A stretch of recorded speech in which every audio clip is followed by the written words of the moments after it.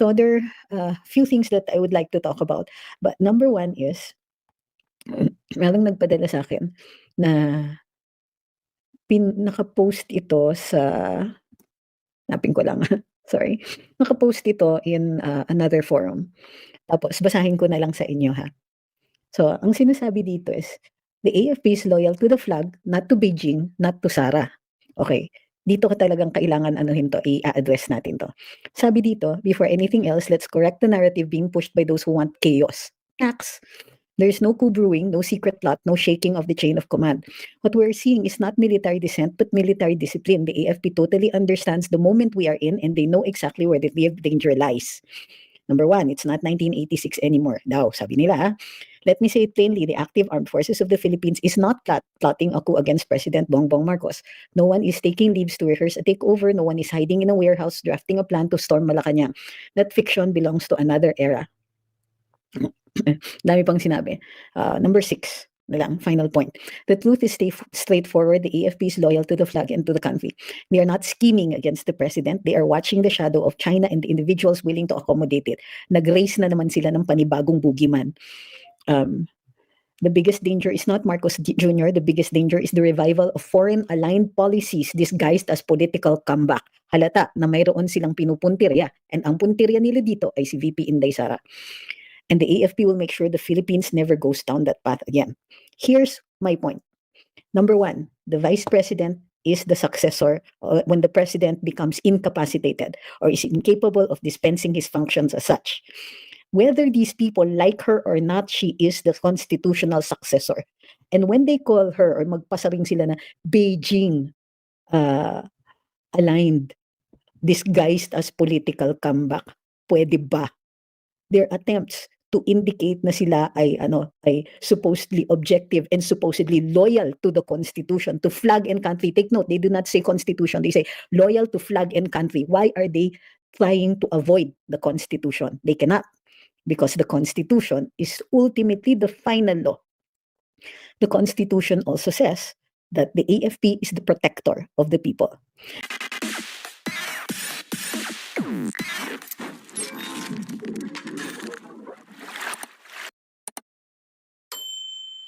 So when the people call out to the military to protect them, they cannot claim that this leads to chaos. Okay? So, Constitution lang tayo. If the president is incapable of dispensing his functions, by all means, the vice president will take over. No ifs, no buts. Full stop yan. Second, the call isn't for a coup d'etat. Sobra naman sila. Anong kala nila? Nangangarap tayo ng ganon. Nobody is calling for that. Nobody is calling for a rebellion. What we are calling for is for the appropriate protectors of the country, the protectors of the people, to rise when they should, when they are called upon to protect the people. Yun lang. Itong mga to, kung ano-ano na ang iniisip. May pasaring pa na Beijing aligned, Beijing aligned. Regardless, di ba? Hindi nila desisyon ang mga yan. This is not for them to decide whether the vice president will sit or not. The Constitution states it, and the people have already decided it. No ifs, no wins, no buts. We chose the successor of the president when we voted for the vice president to be the vice president. Okay? End of sermon. Diba? Yung mga ganyan, trying to raise, parang manlilin lang pa ba sila sa atin? Sa lahat naman na magka-claim that the AFP will make sure we don't go down that path again, that's not their call.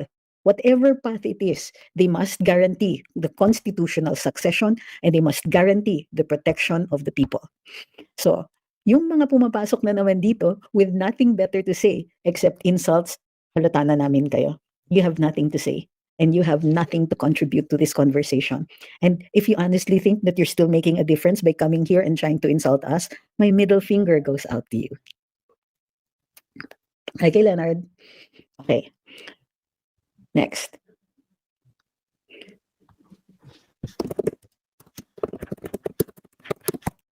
Okay. So, other than that, diba? We're good. We're fine. We will continue to fight for our country and we fight for good governance. Ano yung good governance na yan? Kapag nagkakamali ang mga kawani ng gobyerno, ang mga opisyalis ng gobyerno, alangan naman, we don't call them out. Ano yan? Magpapagulpi lang tayo. Samantalang the Constitution says, may karapatan tayo magsalita at magpahayag. Here's what I noticed with certain members of the uniformed services. Ayaw na ayaw nila yung sinasabi natin that the people are to be protected by the AFP. The AFP is the protector of the people. Sinasabi pa nga ng iba sa kanila sa akin, para kasing naghihikayat kayo ng coup. Darling, if it's in the Constitution, it's completely legal. Diba? Alam naman yung Constitution yung mali. Sa akin, we're not asking anybody to do anything that is outside the realm of the Constitution. Pag nanghihikayat tayo ng hair follicle drug test sa presidente, bahagi yan ng saligang batas where the president is required to be transparent about his state of health. It is mandatory, shall ang nakalagay sa saligang batas. Okay. Okay. Next. Di ba? Wala naman silang dyan. Wala naman silang pwedeng dyan. What about when we call out against the government, against government corruption, against government excesses, against their failure to provide us with housing, with healthcare, with education, with basic services such as, but not limited to, yung inaayos nila yung government infrastructure so that maayos yung ating transportation, maayos yung ating mga public utilities. When they fail to do that, it is well within the realm of the Constitution to call them out, and yes, even to peaceably assemble to petition for redress of grievances. Sabi ni Ma'am Gracia, todo iwas sa hair follicle test si B. Nga eh. Sabi ni Pilipinas Mother Birth, no country is led by a substance user. Ano daw, ma'am? Are you saying na hindi nagsisinungaling ang substance user? Okay, another thing. Guys, meron akong request sa inyo. When you ask a question, is it too much to ask that you be respectful when you ask it? Yung mga tanong tulad ng, wala ka na ba sa spokes? Ayaw mo na ba sa spokes? Ma'am naman, sa tingin nyo, respectful yun? Ina-assume ninyo na wala na ako, na inalis, tinanggal, umalis, nilayasan, mga ganyan. Hindi ba pwedeng nakabakasyon lang ako? Ha? Bakit kayo ganyan magtanong? Nagigets ko naman siguro na masyado kayo nang natotraumatize. Pero matagal na po yung karambola. Matagal na po yung drama doon na tumawag ang First Lady. Traumatized ba kayo masyado na ang assumption ninyo parate is pag wala ako sa programa, either tanggal, alis, layas, mga ganyan. Ayaw mo na. Hindi ba pwedeng bakasyon? Bakit hindi yun yung unang iniisip? Di ba? Nakakaano lang eh, ako yung natotraumatize ninyo sa mga kakatanong nyo ng ganyan. Ang tagal-tagal ko nang sinabi sa live, nasa abroad ako. At matagal nang nakaplano ito. And for those of you who know me na taon-taon, umaalis talaga ako.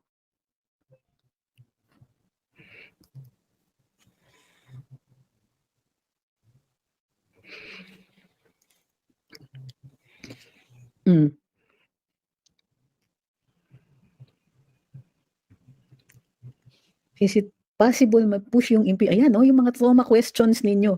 Talagang feeling ko gulping-gulpi na tayo talaga that when you ask questions, it's always coming from a place of trauma. Posibleng ba bang i-push yung impeachment ng VP? This is not the same Congress as the 19th Congress. We are way past the halfway mark. Yung mga kongresista, iniisip na nila yung 2028 elections. So ako, while I think that they will try to push for impeachment, it's no longer going to be as viable as it used to be. Yan, the Makabayan Block po kasi they're planning to file it. They're always planning to file it. Bakit na kayo? Saan nanggagaling itong na to na hindi pa man lang na-file, wala pang ni anino ng impeachment, nauuna na kayo. And yung question ninyo, parati kayong worried. Look, the worst time for the Vice President was last year. Kasi talagang, buti na lang na late sila. And because of their tardiness, yan ang reason kung bakit, mali-mali yung final nila.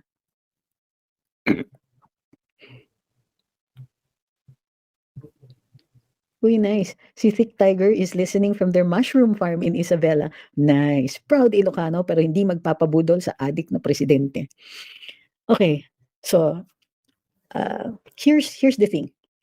Thank you for Thick Tiger kasi natuwa ako sa mushroom farm.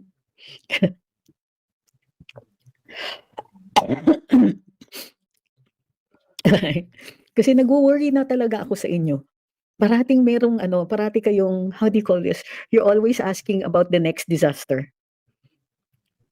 'Di ba? And I'm really worried about the state of all of our mental health.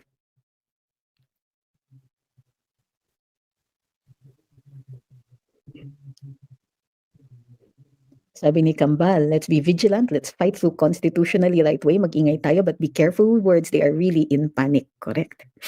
Sabi ni Ma'am Gracia, the different weather is making you sick. Actually, I got the flu. Dapat pagaling na ako, kaya lang medyo tinutulak ko talaga sarili ko eh. Oh, ikaw. So let's start over. Okay? Yung ako yung natutraumatize sa inyo eh because so much repeated questions. Ngayon, the reason, alam nyo ba na a few months ago, I was really ready na tumigil na ako mag-live. Okay? Ang plano ko is to just upload videos na lang kasi sa totoo lang, gulping-gulpe ako sa mga paulit-ulit na tanong. Nahihirapan na ako. And lalong-lalo na kapag yung mga tanong is coming from a place of trauma nga. Mag-file na naman ng impeachment. Anong gagawin nila kay VP Inday? Masyadong malakas ang gobyerno. Masyadong ganito. Hindi naman gumagalaw ang military. Paulit-ulit po yung mga tanong na to. Bakit di gumagalaw Supreme Court? Ayan. So at some point po, ako na yung na-endanger yung mental health. At totoo lang. I mean, gusto ko yung live kasi may interaction.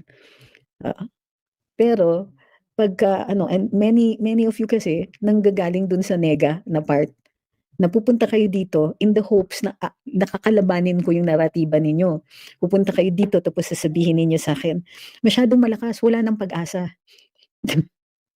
Paano tayo lalaban kung pupunta kayo dito and as far as you're concerned, talo na, 'di ba? So wag naman po ganun. So the reason nagla-live ako is to explain to you that what you see is not always the reality of it. Sure, ni-attempt to impeach VP Inday last year. Pero dahil dun sa decision ng Korte Suprema, mayroong mga requirements that will not make it easy anymore for the House to just decide to impeach her. Dati kasi, hindi nire-review sasabihin ng Supreme Court, bahala na kayo, kahit walang basis yan, basta na lang i-file nila sa Senado. Anong sabi ng Korte Suprema? Kailangan sumunod kayo doon sa proseso. Kailangan dumaan kayo doon sa Committee on Justice, lalong-lalo na kung wala namang iprinisintang ebidensya, hindi nagtanong doon sa mga kongresista kung sapat na ito, kung naniniwala silang tama ito, yung mga ganyan. 'Di ba? So, yung mga worries ninyo about impeachment are coming from that trauma from last year. Pero nakalimutan ninyo na nagbago yung patakaran dahil nagbago yung patakaran dahil nawalan ng due process si VP Inday.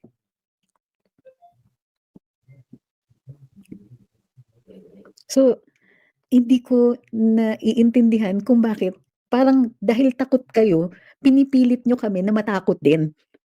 Yung kumbaga, attorney, mapa-file ba yung yung impeachment? Oo, posible yun.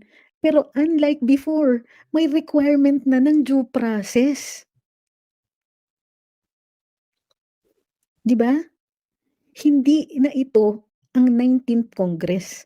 Hindi na po pareho yung rules dahil nag-rule ang Supreme Court. That's why what I'm saying is that every day that VP Inday survives is another day that she has become stronger. Bakit? Tapos na ang midterms. Lumampas na tayo sa halfway mark ng presidente. Which means, bumabaliktad na po ang mundo. Okay? which means it's not going to be that easy for Congress anymore to do the same things that they did last time. There is no Martin Romualdez lording it over them. Hindi dumadanak ang pera dahil nasiwalat na nga yung kanilang korupsyon. Hindi na ganun kadali. Si VP Inday hindi natatakot sa impeachment because this is no longer the same Congress.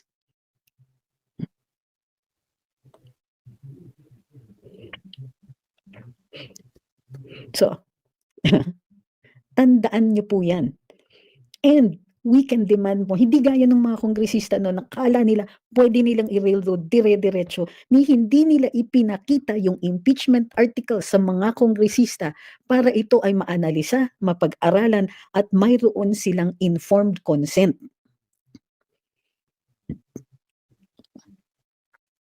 Daming trauma responses eh. So, tapos, nagwo-worry kayo na yung naratiba ng Dilaw, marami silang naloloko? Ilan ang dumating sa rally nila? Bakit konti lang ang dumating sa rally nila? Kasi hindi nila makumbinsi ang maraming tao na just yung kanilang pinaglalaban. Hindi nila mai-explain ng logically sa ordinaryong mamamayan kung bakit willing silang tiisin si Bongbong Marcos na nagpabaya at posibleng may kinalaman sa korupsyon, pero si VP Inday Sara pinare-resign nila. Tapos na ang halfway mark at ang mundo'y nagbabaliktad na. May mga kongresista dyan na alam nila na ang pinakamalakas na kandidato ay si VP Inday. Nakatatlong taon na tuloy-tuloy na walang humpay na paninira sa kanya at sa kanyang pamilya, ilan pa rin tayong natitirang tumitindig para sa kanya.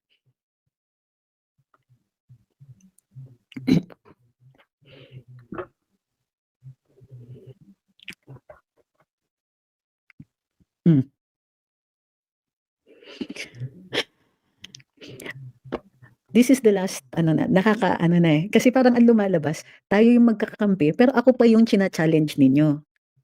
'Di ba parang, ba't si Barsaga? Bakit ganito? Unang-una, is Kiko Barsaga the same as VP Inday? Pareho ba sila ng sitwasyon? Are they similarly situated? Iko-compare mo ba apples with oranges? Hindi. Number one, nag-iisa si Kiko. Okay? It is an ethics complaint, not an impeachment complaint, where the Supreme Court laid out a rule requiring compliance with due process. Meron bang kaso si Kiko Barsaga na nagsasabi ang Supreme Court na kailangan sumunod pa rin sila sa proseso? Ang sinasabi mo, yung boto kay Kiko Barsaga, pareho na magiging boto ni VP Inday. Anong basehan mo?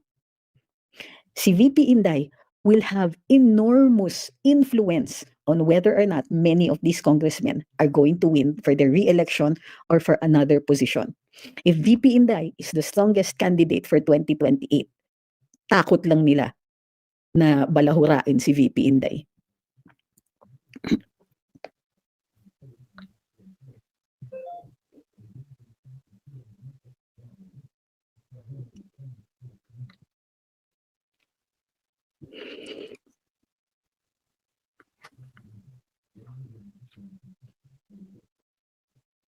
Sabi ni Killer B, marami pa rin tayong DDS. Anong marami pa rin?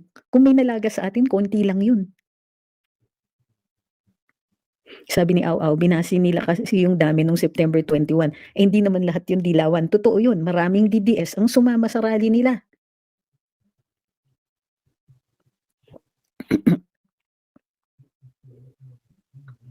Ilan po ba kailangan ng boto ni VP sa HOR para manalo sila? Alam nyo, sobrang aktibida pa po kayo niyan. Hindi natin alam kung ano yung reklamo. Hindi natin alam kung makaka 1/3 sila ng votes dun sa House. Kasi kailangan nga, sabi ng Korte Suprema, na dumaan sa proseso. Kailangan, hindi na pwede yung katulad ng dati na kumuha lang ng boto ni hindi nakita ng mga congressman yung articles of impeachment o kung ano man yung paratang kay VP Inday. So titignan pa natin kung paano nila i-file, kung anong nilalaman yun at kung sakasakali makakalusot pa ba yun. Hindi ko sinasabing definitely hindi siya mai-impeach pero iba na ang mundo. Kayo lang yung ito yung problema eh. You are making it easy for them kasi ini-expect nyo matatalo siya. Oh, dadayain nila dahil ang expectation natin matatalo siya. Lalaban pa ba yung mga taong nag-e-expect na matalo?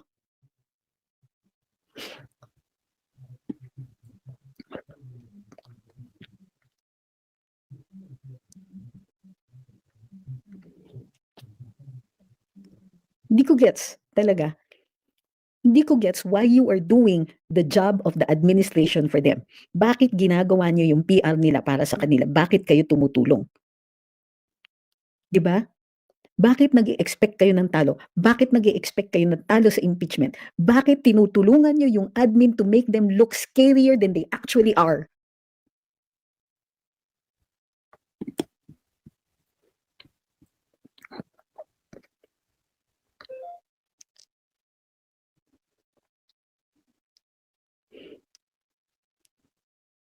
Sabi ni Pritong Patatas, worst case scenario lang siguro madam dahil purong evil ngayon. Yung mga worst case scenarios yan, naiintindihan ko yan kung nasa ano tayo, nasa kasagsagan na tayo ng laban.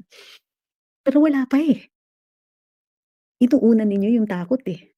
Kaya tayo hindi makalaban ng maayos dahil uunahin ninyo yung ang problema kasi mag-start kayo, ganyan eh. Eh attorney, ang problema ganito. Uunahin nyo talaga yung problema bago nyo pa nakukompute yung mga chances.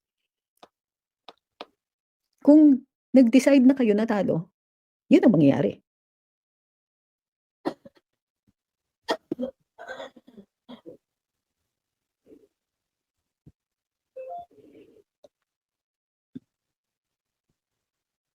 See, the reason, you know, you're so worried is because inuuna niyo yung takot.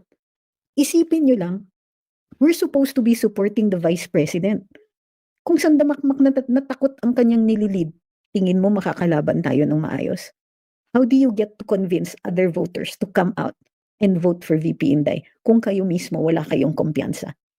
Mamaya may hihirit na naman dyan. Eh hawak nila yung COMELEC. 2025, hawak nila yung COMELEC na ilusot pa rin natin ang ilang kandidato. 2016, hawak nila ang COMELEC na ipanalo natin si Rodrigo Duterte. Hindi ba kayo naniniwala sa dami natin? Kasi kung naniniwala kayo na mas marami yung kabilang parlor, doon na kayo. Kasi hindi nga sila makamaster ng marami. Natatawa nga ako eh. Pinagtatawanan nila na kukunti lang daw pumupunta sa mga rally natin. Eh ang isang rally natin, yung buong pumunta na doon sa kanilang last rally, eh, doble nun yung hawak natin. Natin na hindi pa counted yung iglesia doon.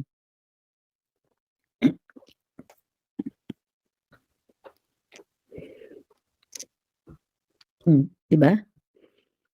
Kasi kung kayo na mismo yung nagsasabing natatalo, di na natin kailangan ng kalaban. O yun, sabi niya ako, wala pa nga dyan yung Muslim community. Totoo yan. Although may konting dumating nung last one. Andun ako eh.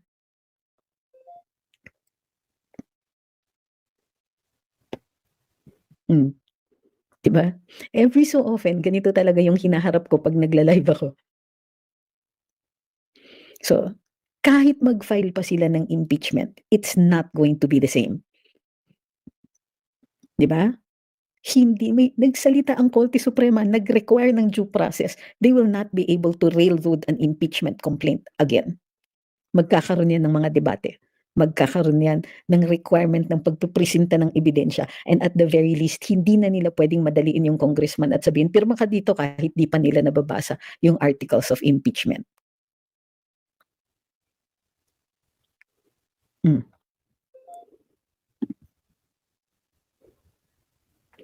Every day, remember dyan, every day, hi Miss Ola, every day na lumilipas is another day that VP Inday has survived and become stronger.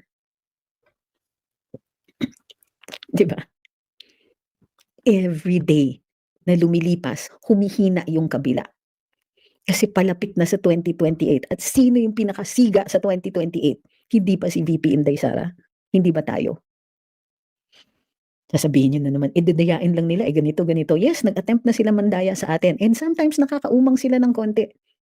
Pero 2026, 2020, 2016 was the day that we were able to say, na subukan nyo lang. Naipanalo natin si Rodrigo Duterte in 2016. Hawak nila ang COMELEC. Ang daming pera ng kalaban. 2025, Si VP Inday Sara halos mag-isa, nag-iikot, nagtataas ng kamay kung sino-sino ini-endorso. Si PRD, pumunta pa sa Maynila para magtaas ng kamay ng kung sino-sino, ikot ng ikot. PRD.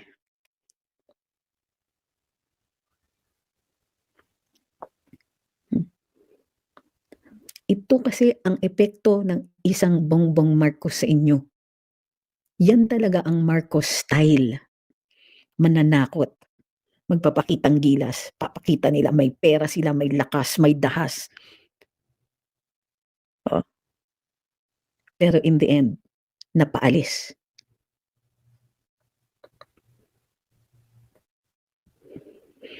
Sabi ni Ambi, I think Inday Sara is strong, but the real battle is about Manila and Vismin. It's about how they kidnap the son of Mindanao, FPRD. The deep animosity against Manila is the card come 2028. My problem with this kind of ako I get it. Pero ano ba naman ang Manila compared to Mindanao?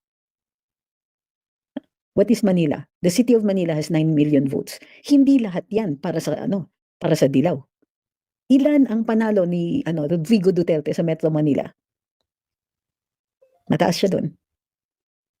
Ilan ang pinanalo ni VP Inday doon? Kahit sabihin yung talo siya, hindi ganun kalaki. Patulang ko to, sabi ni Twinkle, kay mga DDS, jutak sabog. At kayong mga katulad mo, Miss Twinkle, you're uncreative, unintelligent, uninspired, and in general, you have nothing to say. Possibly because it only reflects what is in your mind already. Very little to nothing. For years, scientists have been looking for the perfect vacuum. I could have told them it was in your head. However, that might be giving you too much of a compliment.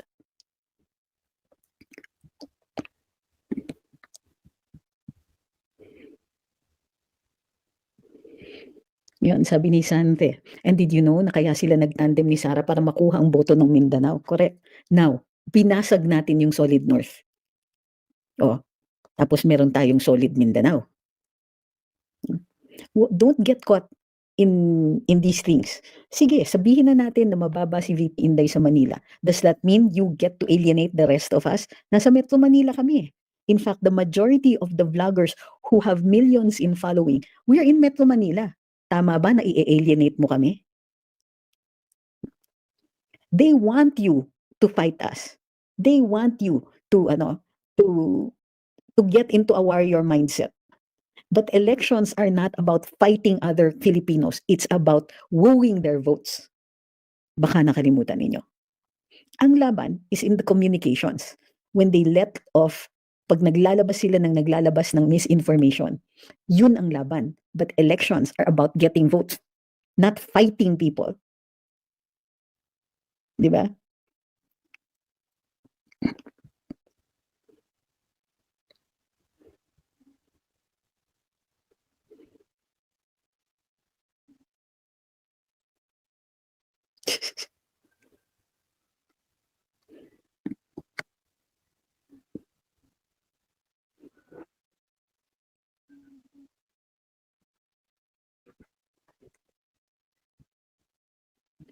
What they want you to do is for us to fight each other. Huwag po kayong magpapadala. Bakit natin aawayin ang kapwa DDS? Samantalang gusto natin lahat na manalo si VP Inday.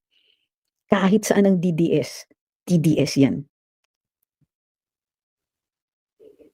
Sabi ni Albert, marami kami dito sa Maynila, Solid Duterte kami.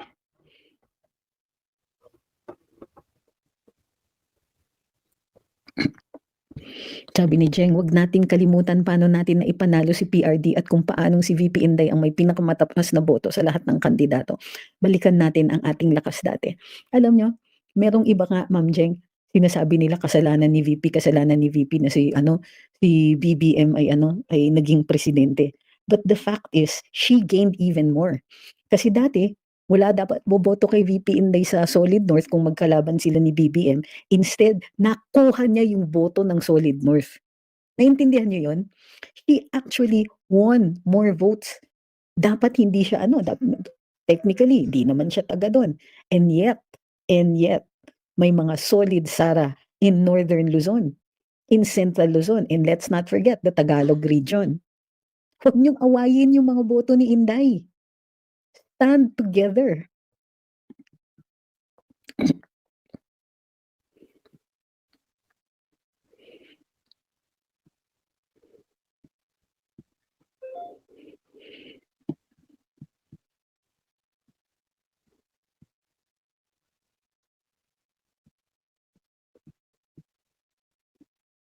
Sabi ni Santi, as nakita niyo ang election numbers, that's the proof. Kaya nga sila nagpapanik kasi alam na nila yung numbers. That's why they're trying to make us fight each other. That's why all their trolls are doing is try to, yung gulpihin tayo ng gulpihin para maniwala tayo sa kanilang narrative. Paulit-ulit lang sila ng paulit-ulit. Kung hindi namin nilabanan yan, yung constitutional successor si VP Inday, dito nyo sa Luminous yan unang narinig. yung correction pagdating dyan sa sa CF, dito nyo parati yan naririnig. Nilalabanan natin yan every day. Every frigging day. Umulong naman kayo. Huwag kayong magpadala. Huwag kayong makinig dun sa ginagawa ng kabila because their purpose is to demoralize you long before 2028. Sabi ni Betelda, what crosses me so much is the NPA, nakabalik na sila. Yes, pero dahil ang laki ng na-decimate sa kanila, alam nyo ba na in 2022, 4,000 na lang sila? Even less. At isang lugar na lang sila? Mm. Even if they're back, it doesn't mean that they have come back strong. Hindi pa. Ay. Kaya nga ang dami din itong mga nag-i-invade sa Congress kasi yun na lang ang kaya nilang ipanalo eh. Pero tignan ninyo, hindi ba natalo natin ang bayan? Nagkaroon sila ng bakante all of a sudden? Oh.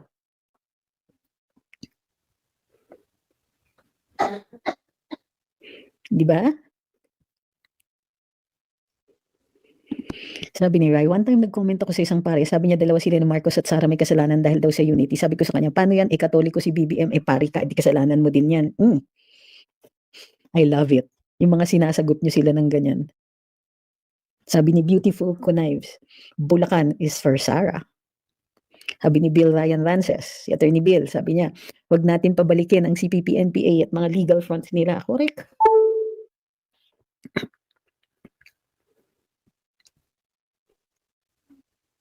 Sabi ni Rayu, the more na tinitira si Ma'am Inday, the more na lumalakas siya kasi tayong mga Pilipino ay maawain. Andun ang Pilipino sa taong kinakawawa. Yan.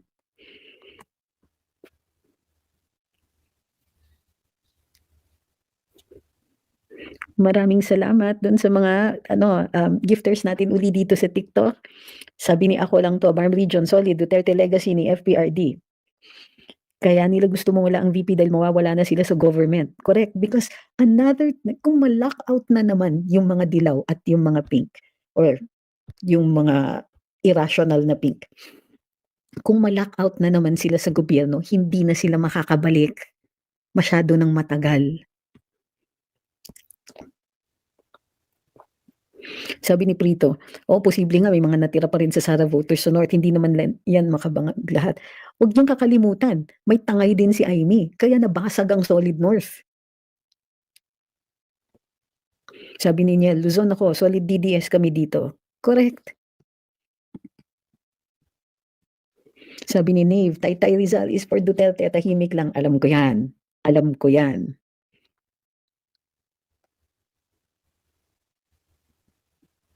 Sabi ni Bill, let me reiterate, the greatest weakness ng mga kalaban natin is that they underestimate us. Let them rest on their laurels and watch their faces when we finally trample over them.